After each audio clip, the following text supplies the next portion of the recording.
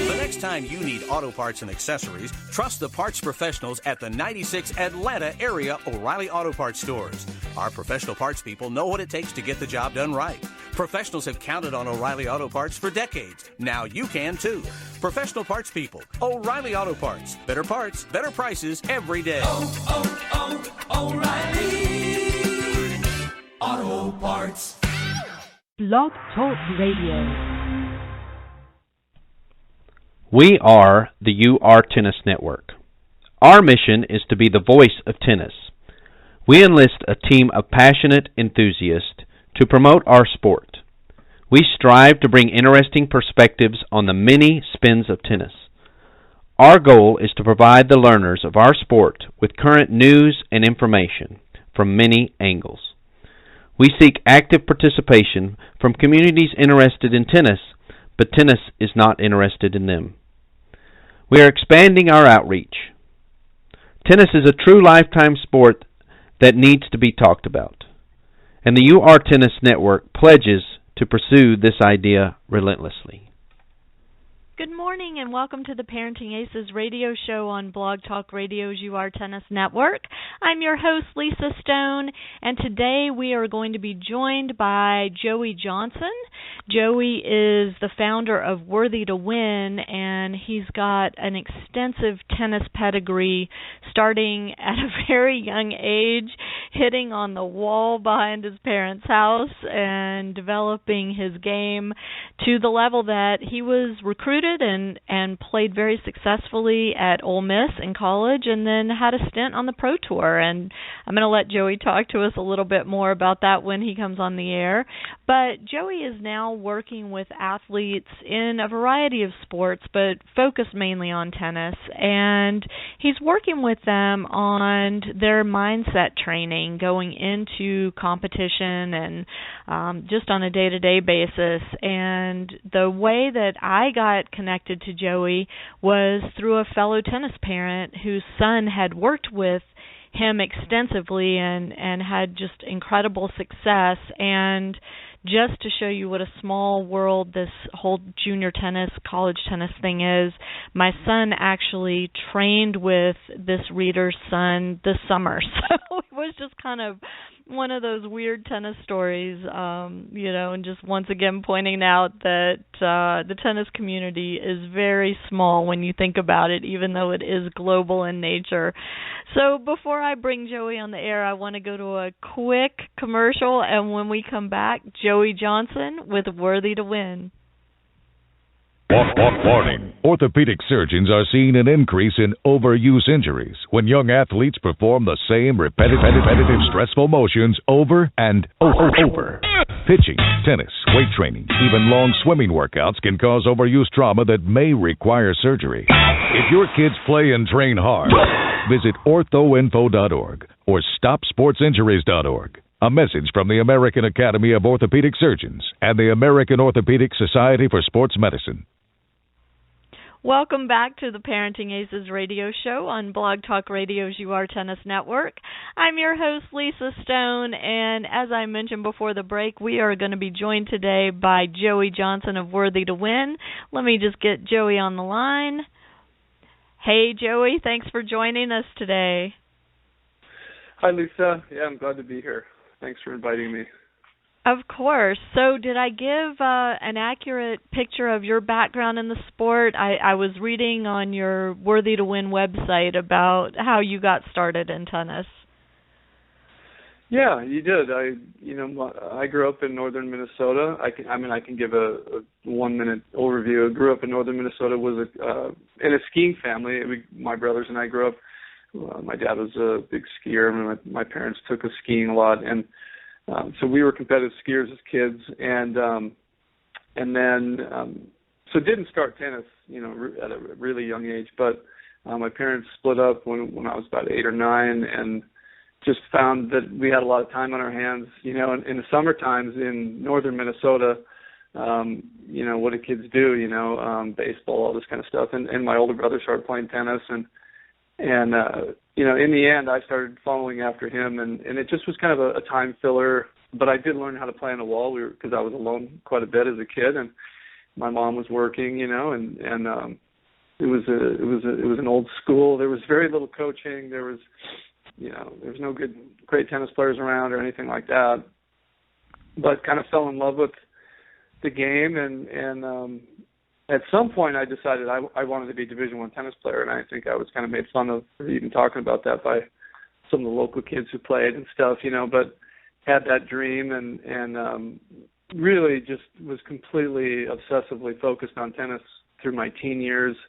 And I was just sharing the story with one of the players I do mental training with, but who's a teenager, and I said, I thought I was going to play D1 tennis, and then when I started knocking on doors, my senior year, end of my junior year, no one was opening the door, and I realized I wasn't as good as I thought I was, and so what ended up happening was I ended up going to a D3 school, Gustavus Adolphus, which is in Minnesota, and I was there my freshman year, got injured.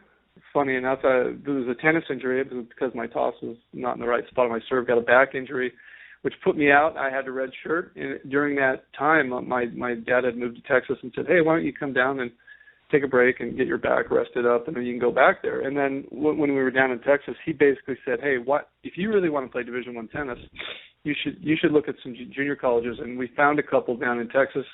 One was Tyler Junior College. That Tyler was one of the better teams in the country. At that point, junior college tennis was pretty good back then. I don't think it's as strong now, but like Michael Pernfors played junior college tennis, and so I started there and then just worked like an animal for 2 years, and really, we won the national championships both years I was there, and I became a lot more marketable, and ended up getting an offer from Ole Miss. And Billy Chadwick, who just resigned last year, was my coach, and I just talked to him a couple days ago. So there's my story.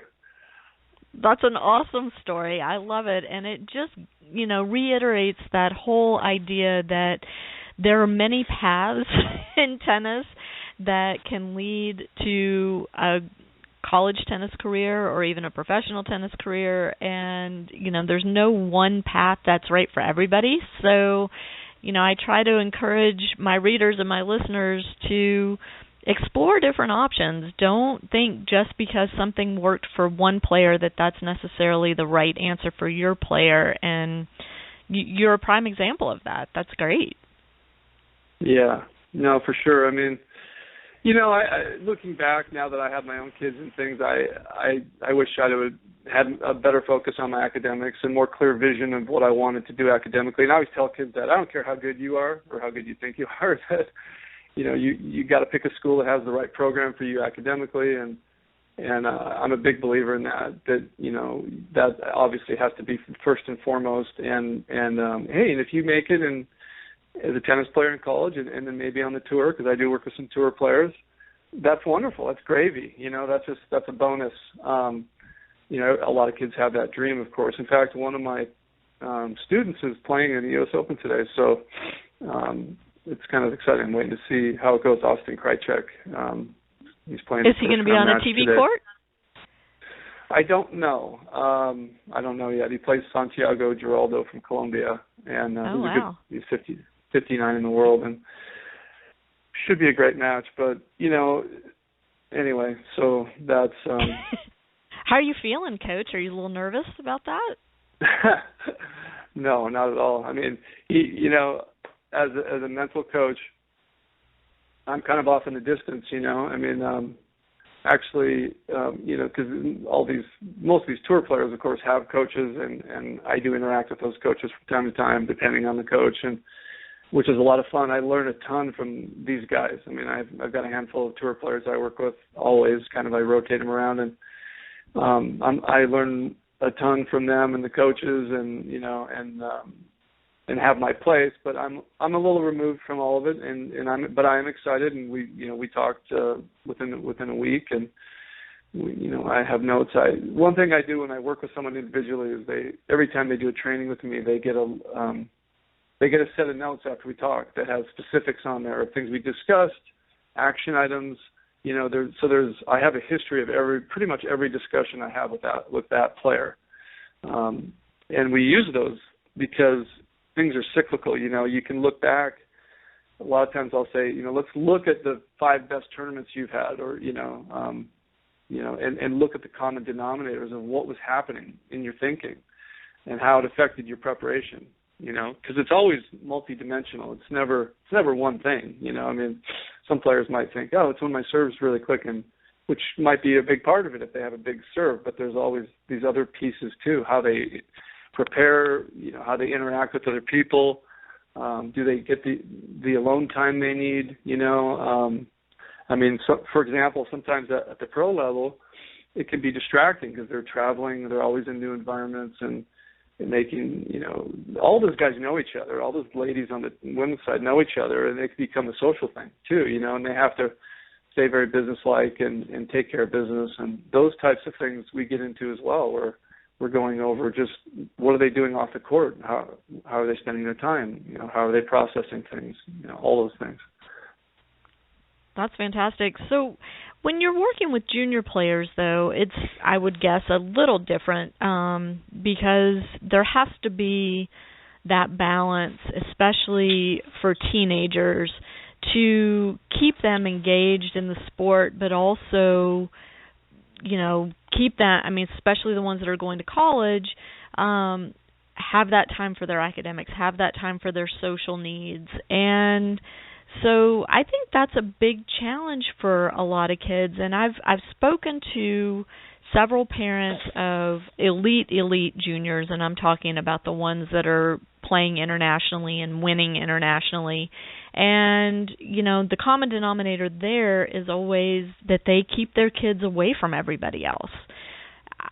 It's an interesting thing to look at for those of us not at that elite level, but perhaps, 1 or 2 or 3 levels below that, where our kids are top sectional players or, striving to be making a difference at the Division I level in college. What do you advise to the players? What do you advise the parents to do in those terms? That's a good question. I think that, I do the same thing that I do with the tour players, and I do with the college kids too. I'll go over their routines with them, and I'll always say, hey, you're gonna have friends out there. But if they're trying to isolate the kids like that, in a sense, so that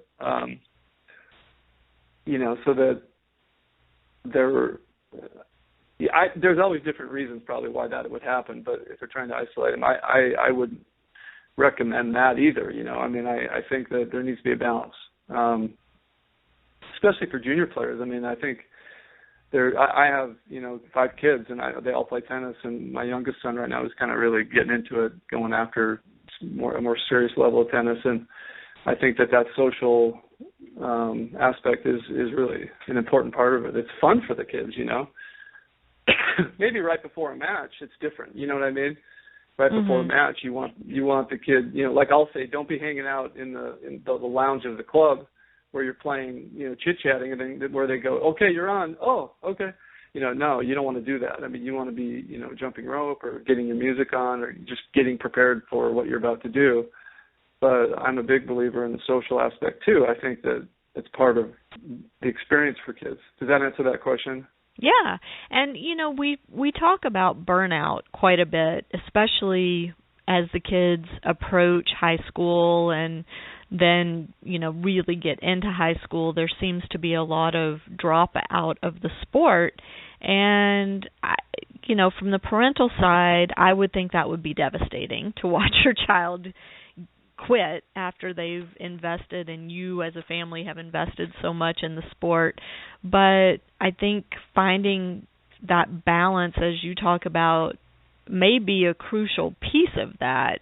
Do you address that when you work with players and their families? Yeah. Do you address burnout? Definitely.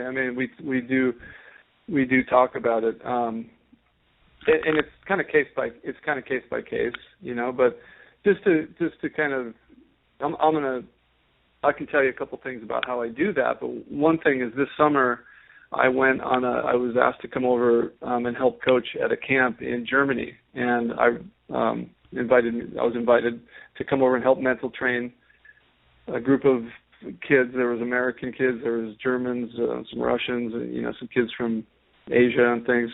And I was over there for almost 3 weeks, and I basically traveled to all these tournaments with the kids. And my son came with me, my 12-year-old son. And so as I went to all these tournaments, one of the things that I was able to do, and I'd never been to Germany, was really observe the culture of the parents and the tournament and the kids, and how was the culture different? And there was definitely a difference in how the parents handled themselves at the tournaments. In America, we tend to be, and I'm generalizing, but we tend to be much more involved, in the matches, cheering and encouraging and this and that. And there, I don't think I ever heard a parent be like, "Come on," I don't even remember hearing that once. And I went to several tournaments. They were much more kind of just off watching in the distance and letting the kids play and do their thing, and that was interesting for me. And I actually liked it.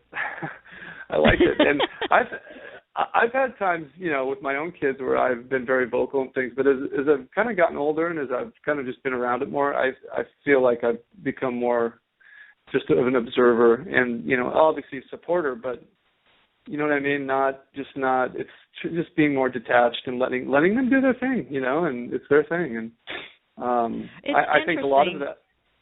Oh, sorry, I was going to interrupt you 1 second. I was going to say it's interesting. I listened to an interview that Colette Lewis of Zoo Tennis did, and one of the things she said, she was asked about junior tennis parents, and she said, there's definitely a learning curve as a tennis parent, and she's not a parent herself, but she's certainly been to enough tournaments now where she has a good sense of what goes on out there. And she said the worst parents are the parents of the kids playing in the 12 and unders, because they're new to the sport, they're new to this level of competition, and it really takes time to kind of figure out what your role is as the parent out there. And it that goes along exactly with what you're saying, that with your own experience that you've learned personally to kind of back up a little bit and give your child more space when they're competing. It sounds like, for whatever reason, the parents that you saw in Germany kind of got that better than we get it here in the States. And do you have any thoughts on maybe why that happens there? Not really. It's a great question. I don't know. That is a good. I really don't know. I mean, I just think that. Well, here's kind of how I describe this when I talk to parents. Because I spend a lot when I work with a junior player. I believe it or not, I spend a lot of time with the parents. I do, if they're accessible, and the coaches, and in the end, I have a book I wrote called Worthy to Win. It's an 8-step process that athletes go through, and in the beginning, people will say, "Well, what does it do?" And I'll, if you want me to summarize that, I'll say it teaches players how to be more process focused than outcome focused, and by doing so, they'll be just more effective in every way. They'll develop their game better. They'll be less stressed. They'll be more able to just play tennis and not be so attached to the need to beat someone or worried about a ranking. It's just engaging them in the process. In a nutshell, if you were to say, what is mental tennis or mental toughness? It's the ability to focus for a period of time, total focus, right, and execute this plan. But if you're more process focused, it makes it so much easier. And the other part of that, of course, that's involved in that is the aspect of winning and losing. So in one of my trainings, I talk about just pressure, and I have this diagram I use. It's an iceberg, and I'll say at the top of the iceberg you have just normal surface pressure, which is just kind of the normal pressure you deal with when you're competing and things, which is not a bad thing. It's just part of the process, and it gets people motivated and pushes them. And then underneath it, though, you have the need to win and what that means is what winning means to them, and then you have to say, what does winning mean to the parents, right? And that's always part of that dynamic, Sure. And then the step below that is, I call it your worthiness, but it deals with their self-image and their how they see themselves and their self-worth, which really is connected to how they handle and manage losing. What does losing mean? And so what ends up happening, this is my observation, is that it's not just the kids, it's the parents who are having a tough time with the losing part. And it's clear as day sometimes. You'll see parents doing things and saying things, and you're like, they're just upset the kid lost, and hey, we all want to see our kids do well and succeed, but one of the things I learned from some of the tour players I work with, because they play so many matches, and so do the college kids when they're in season, but it's instead of win and lose, it's win and learn. You're gonna win some, you're gonna lose, but you're gonna learn a lot, and you just accept it, and you don't see it as this painful process. And what ends up happening, with a lot of parents, obviously, they're so attached to this situation with their kids that they're as upset or maybe more upset than the kids, and that's scary to the kids, right? When they get off the court, sure, and their dad or mom is more upset than them, So I think that's part of the dynamic. Now why do they appear to be less like that than us? I don't exactly know. I'd have to study that more. Well, it's an interesting question, because if a parent comes from a sports background or competitive sports background versus a parent who really didn't grow up with that, there's an interesting difference between the reactions to winning and losing between those two groups of parents. And I see that just in my own family. My husband didn't grow up playing competitive sports. I grew up playing tennis.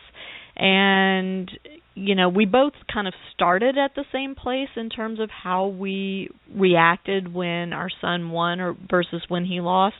But our development as sports parents has gone on a very different trajectory. And it's just it's an observation, and it's not that one's right and one's wrong, but I think it has to do with the amount of times you sit out there and watch and understand how your own reaction to your child's performance affects you from a physical and an emotional standpoint, but also how it affects your child from a physical and an emotional standpoint, right? And there's a learning curve, just like with everything. Yeah, that's a great point. I think as far as the thing about the experience of the parents, and having been there themselves, I think that is generally true. Although I'm thinking of just, as I'm doing the boys 12s right now with my own son, I've seen some parents who were very high level players when they were kids that are just absolutely so over involved that it's just very apparent, But I do think you're right. By and large, that's the exception. That's not the rule. And yeah, that's why a lot of times, parents, I'll say to parents, you got to read my book, or you need to get on the phone with me more.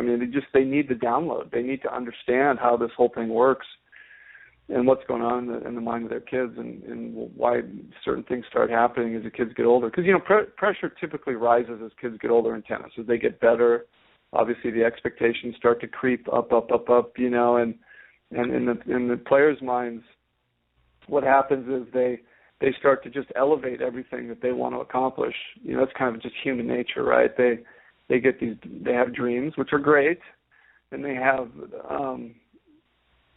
goals under those dreams. I guess for most kids, the dream would be to play pro tennis.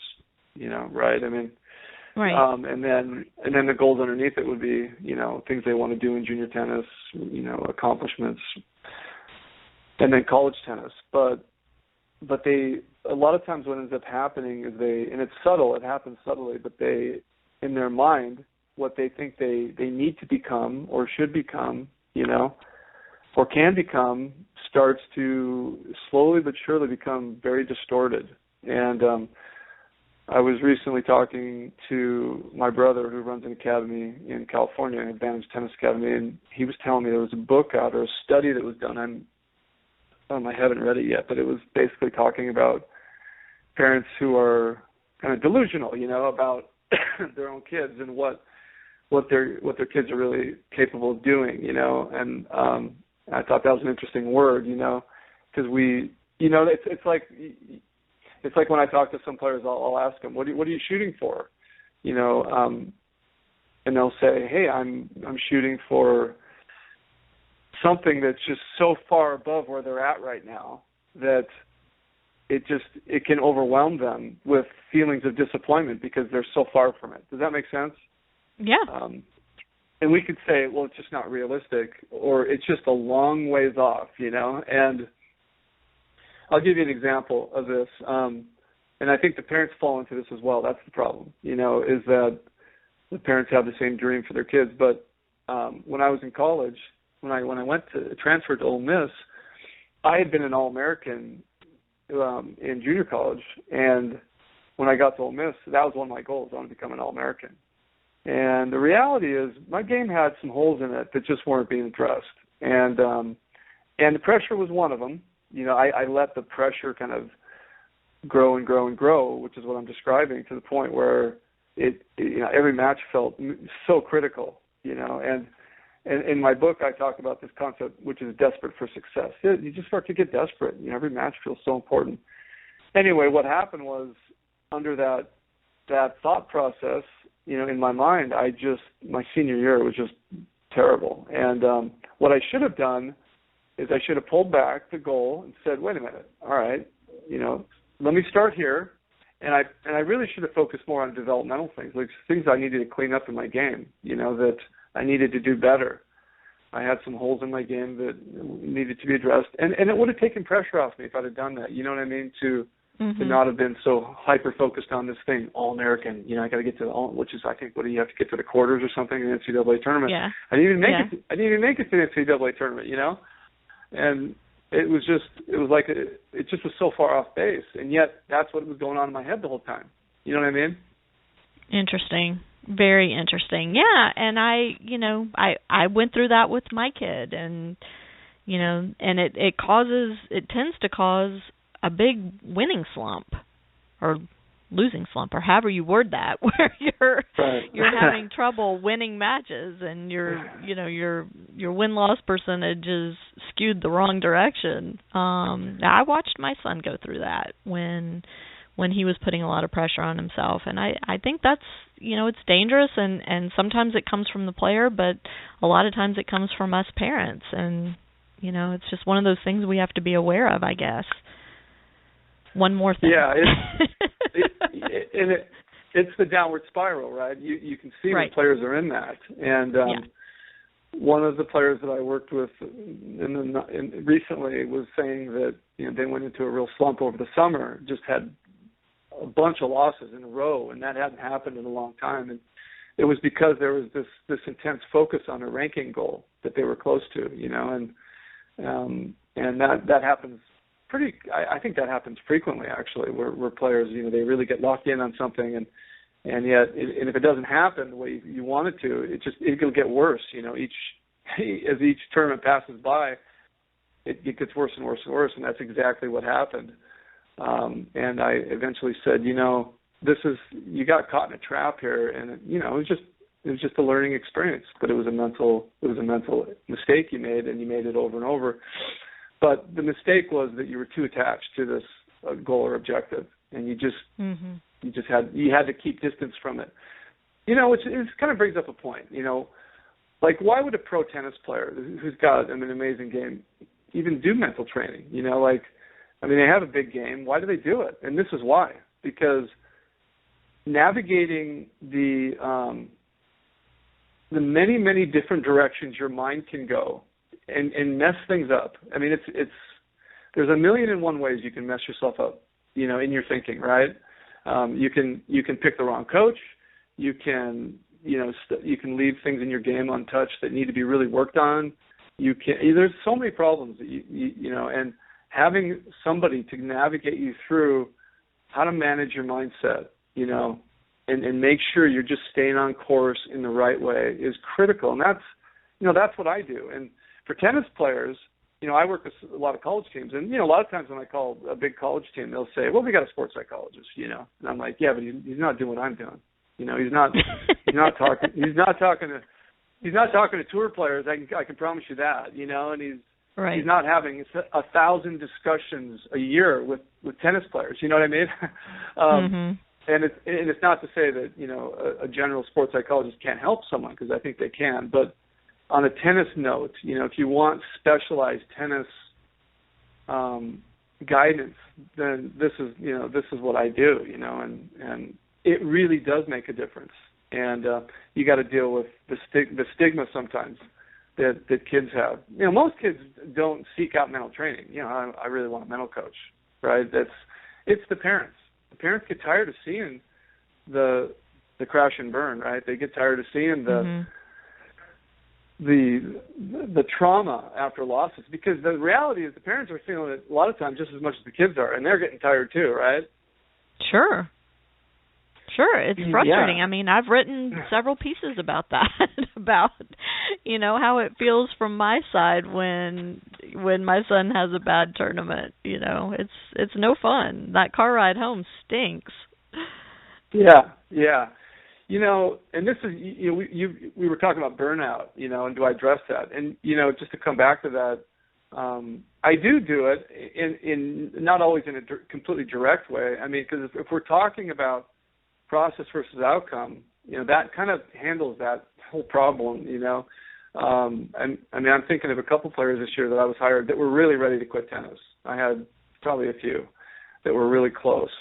And I would say to the parents, let me just take them through the 8-step worthy to win process, and then let's evaluate what's going to happen from there. And, you know, I'm knocking on wood here, but so far, the player, I think there was 3, they're having a better time with tennis.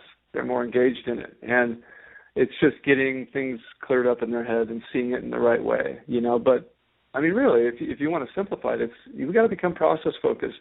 You know, so and good coaches know how to send that message too, you know, with my son, and you can think about your son, Lisa, the many matches you've watched. You know, we don't talk that much about rankings and stuff. I mean, we really don't. I don't even know what they are half the time. He'll ask me, and I'm like, I don't know. But it you know, probably to a fault, you know, because I have other friends who are in the tennis business. They'll have every tournament mapped out, and they know if we go here, we're going to get X amount of points, and it's going to qualify for this, and this is it. You know what I mean? Right.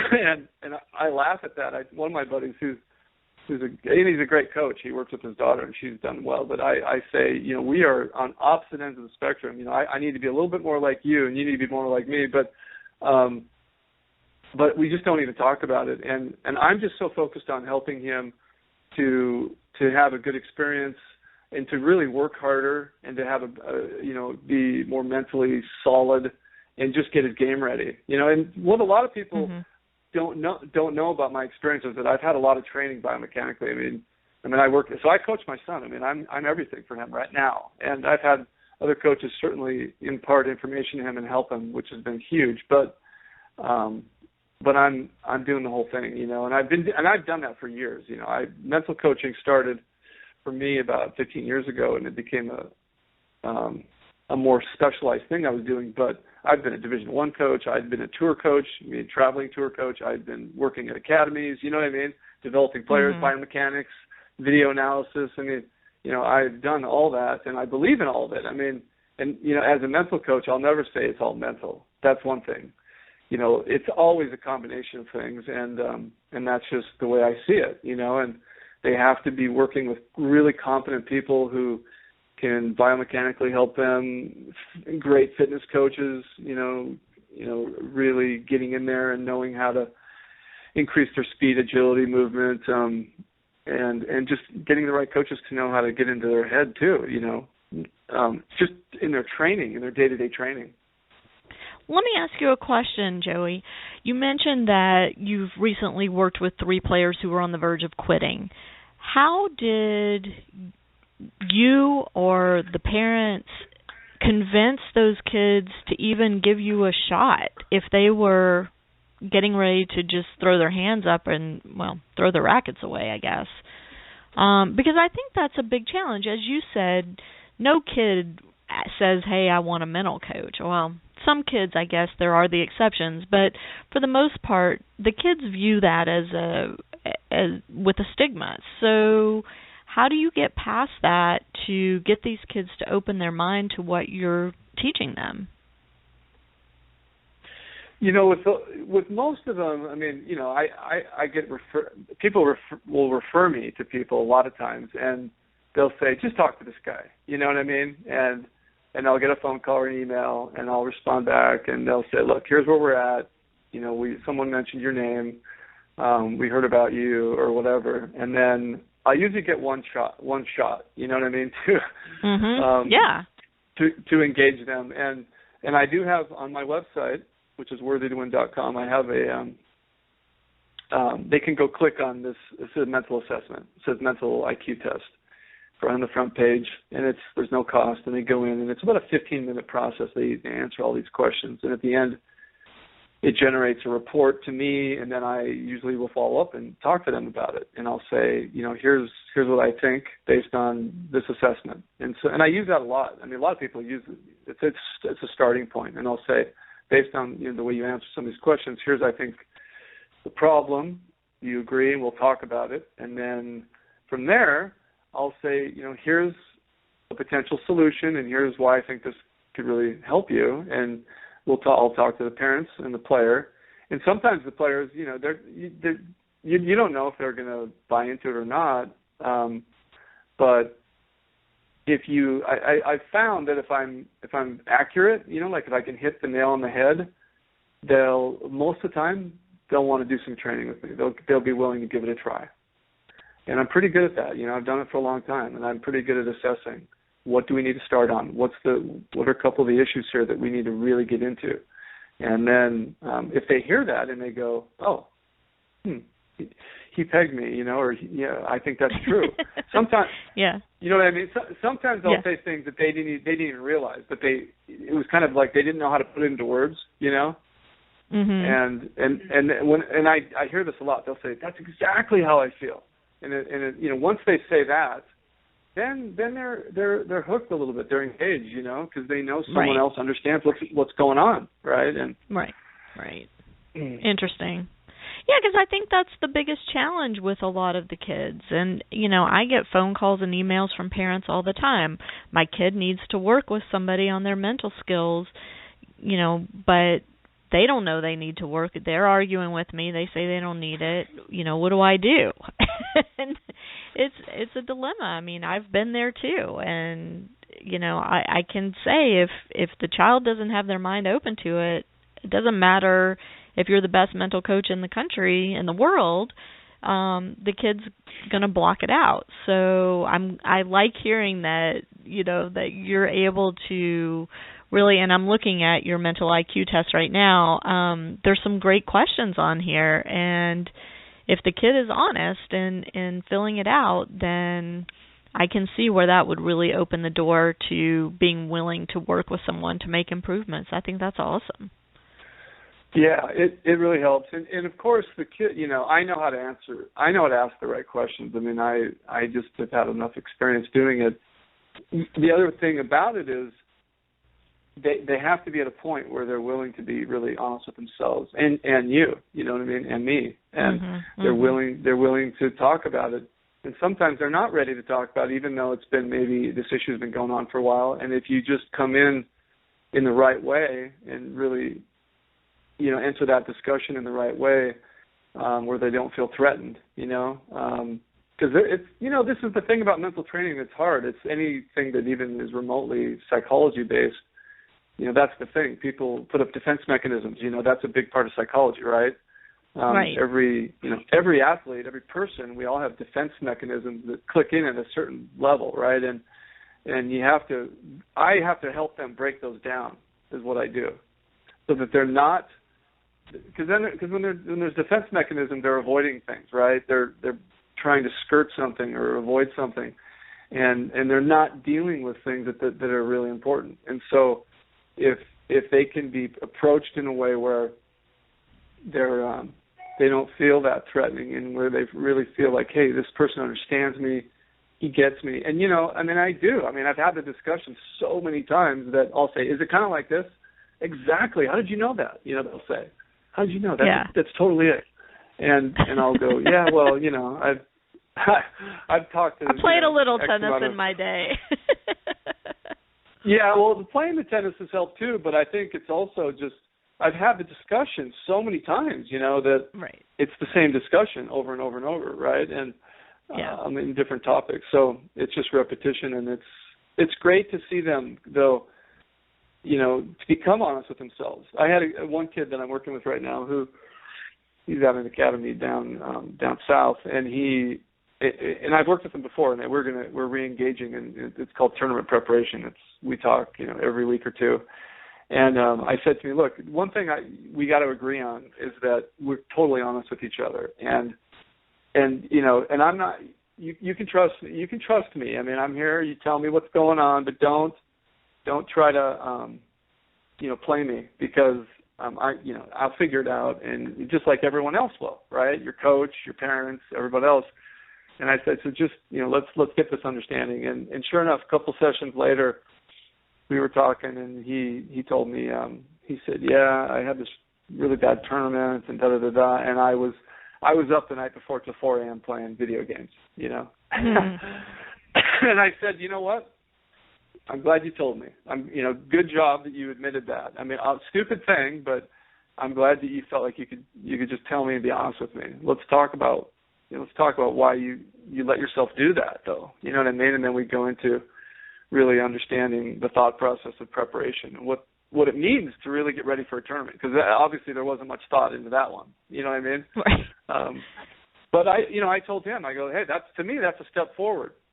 That you could say that to me, and go, you believe that? I stayed up till 4 a.m. playing video games, and we kind of laughed together, and I said, all right, so that was absolutely the worst thing you probably could have done to get ready for a tournament. And but here we are talking about it. So this is progress. You know what I mean? So that's kind of how it goes. That's awesome. Well, Joey, the reason that we decided to do this show today is because you are kind of contemplating doing a weekly call-in or some sort of forum where juniors, and I don't know if you're expanding it beyond juniors, can reach out to you for pre-tournament kind of refreshers or preparation. And so I was very intrigued by that and how that's going to work. And I know you're still kind of working out the details of it, but why don't you share what your thought is about what you can offer and what you're hoping to accomplish by providing this forum for the players to call in and get ready for their competitions each week? Yeah, I think that a lot of players just they have questions about things that are happening to them, and that's one of the things I wanted to kind of create a forum for, where they could ask some questions, and call in and be able to kind of open it up and get them, in a sense, almost get the players talking about. It's kind of like the situation I just explained, where they can start talking about things. Before tournaments, what we want to do with players is we want to kind of what I want to do as a mental trainer is diffuse any kind of built-up pressure that's kind of gotten in their head in a negative way, and this, and so tournament preparation, which I also conduct group trainings that are where players can come on a weekly basis, and they can be part of a group training that's very reasonable, and it does provide ongoing training before tournaments, and it's that's something that I'm also engaged in. This what we're talking about is going to be more of a question and answer. This is my thought process on it right now, where they can call in and say, hey, I'm playing on Saturday I've got a match, and here's the situation, and maybe they'll say something like, I played this girl 5 times, and there's been these situations that have come up in each match, and and we can talk about it, so that it's so that the kids can ask questions, or college players, or even tour players. But it's probably, if we were to say what's the target market, we'd probably say junior tennis players, or their parents too. I guess that would probably be, as I think about it, probably be something that could be part of that as well. But I really do want the players to be able to feel like I can ask some questions in this situation, and we've looked at maybe doing like an online forum where it's more through chat, and then versus a call too. And so I'm putting it all together right now, and I'm hoping to have it going in the fall, and that's my goal. And that would be the Worthy to Win call, and the goal would be to have some sort of an event scheduled each week right before the weekend. And now, obviously for college kids, their matches are all over the place, but for junior players, typically they're doing on the weekend. So that's the concept there. Right. And so are you thinking that you'll have several players on the line together and they'll help each other? Or are you looking to kind of set up a forum where, the players can coach each other through this? Or, what spurred you to come up with this idea? Because I think it's brilliant. I think it gets the kids away from their day-to-day coach. It gets them away from us parents, and it gives them access to an experienced voice that can help them. Yeah. To get them talking, one of the biggest benefits of any kind of organized mental training is that you get to talk about what's going on, right? And talking about something, just sitting down and talking about it point blank is so healthy, right? And it can clear up so much misconceptions and pressures that are unnecessary in a player's mind. And that is the goal, right? Is to get them feeling comfortable, talking, communicating. Yeah, coaching each other, that'd be great. We could have players, kind of sharing together, and hey, I've learned this and that from each other. That'd even be better, but I want to kind of get the discussion started and have various topics that we talk about, and then let players start engaging, and that's the goal. And will they engage? That's the question, right? Can we get what I'd like to do is just get the word out and kind of create a little bit of a viral message and say, hey, this is a weekly call, and where you can start talking about things. That's what I would like to see. Sure, I think it'd be fantastic. And so parents that are listening, if you guys have any thoughts on what your child might be willing to do in terms of calling in or getting online with Joey and other players to get ready for a tournament weekend, shoot me an email or shoot Joey an email through his website. You can go to worthytowin.com and contact him that way. And it's, Joey, what's your email address again? Mine is just joey@worthytowin.com.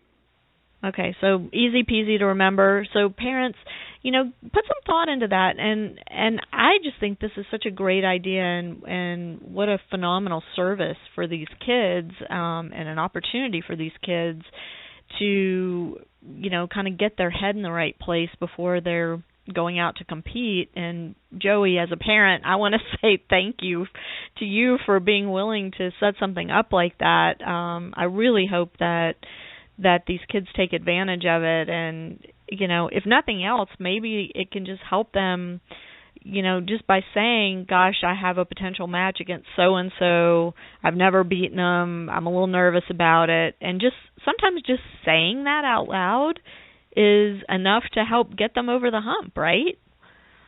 Totally. Just saying it. Exactly. Just in the training I do, in the learning process, I think this is with anything, I always talk about 3 steps. There's awareness, acceptance, and action. this is, I think a lot of people have used that in different teaching environments, but I've been using it for 20 years. Awareness, you got to be aware of yourself, and so you have to be aware of the challenge ahead, right? And then acceptance. You got to accept. Hey, I had a player I'm thinking of who's training down at IMG, a girl, and she was getting ready to play in front of some college coaches, and she called me up and said, "Okay, I got a dilemma here. I've got these coaches coming down to watch me play this girl who's pretty tough, and I literally cannot hit it to her in the backhand because her wrist was sore." And she said, I don't know what to do. I mean, do I default? The coach has already, booked the flight. It's already come. I think the coach had already arrived. Anyway, she was like, normally, so she said, I just accepted it and just said, I can't do anything about this. I'm just going to have to hit a slice backhand, and that's it. And if I lose, I lose. And she said, normally I wouldn't have done that. I would have tried to have controlled it in my mind somehow, And she said, and I played the smartest match I'd ever played, kind of thing. And she won the match. And she said, everything went my way. And she said, that was a mental breakthrough. And I said, that really was, And so awareness, acceptance, awareness, acceptance, and then action, and I think that's the learning process that we're all on, that all tennis players are on. And I just wanted to say one thing that for the parents that listen in, because I have 5 kids and they've all played tennis. I have 3 daughters, I have 2 sons. I coached them all in high school. Right now I'm coaching my 2 daughters during the high school season, and it's a special time for us. I'm the coach on the team. They play, and I have 2 high school daughters, and it's such a fun time for us to be able to do something that we can share together. And every parent wants to share in that with their kids, like you did, I'm sure, with your son, right? Absolutely. In that whole those are great memories. They'll be great memories, as they get older and they grow up and have kids and all that kind of stuff, and the whole process, I think the ultimate goal for any player and any parent is to be able to, go after their potential, try to maximize their potential and learn, become better than they have been, and at the same time have a great experience with it. And how many people have you known, Lisa, that, when they look back on their child's competitive career, have this kind of negative kind of, oh man, that was tough, You know what I mean? I think for the most part, in hindsight, people look back with a lot of fondness. I think in the moment, sometimes you get caught up in the negatives and think, oh my God, I can't wait for this to be done. But I think in hindsight, I don't think I've met anybody who has said, oh, I wish I had never introduced my kid to tennis. Right. Yeah, so we know it's a great experience for them.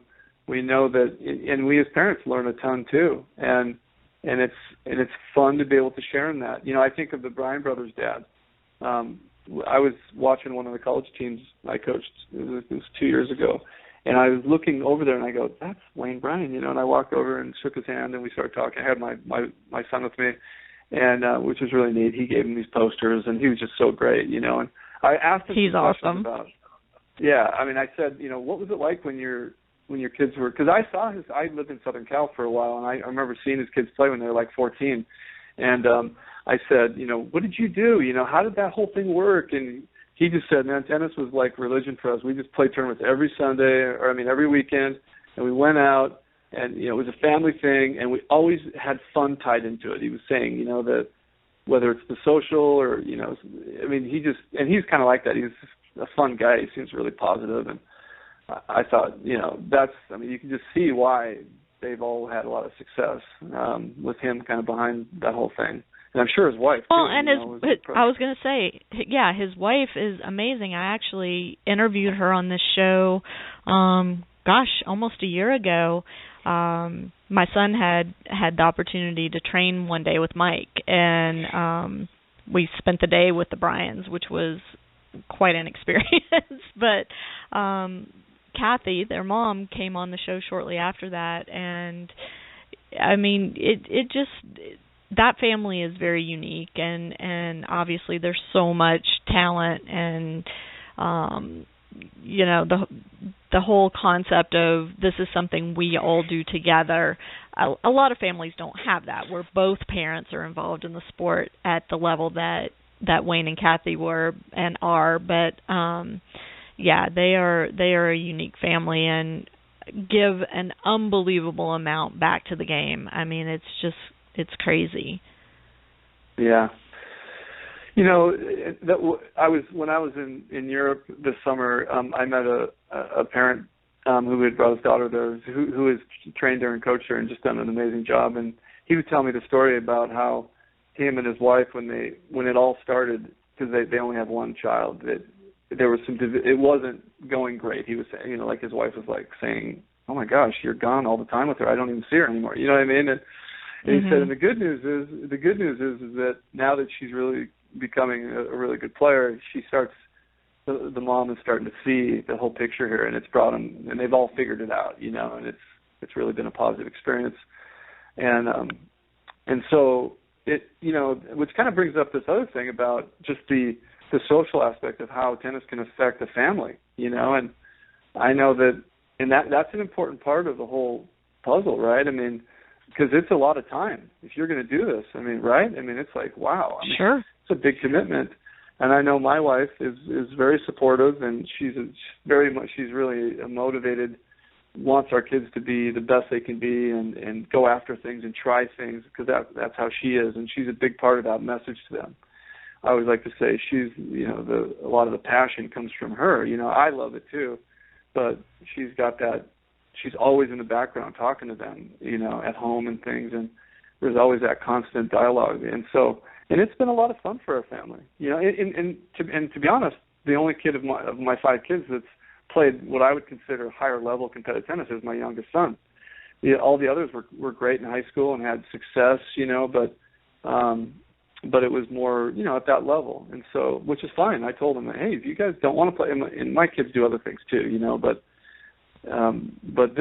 except for the 12-year-olds kind of starting to focus in more on competitive tennis. But it's been great, and I think that's the other thing about it's just the aspect of how it impacts families and how positive it can be for a family unit, which we don't talk a lot about.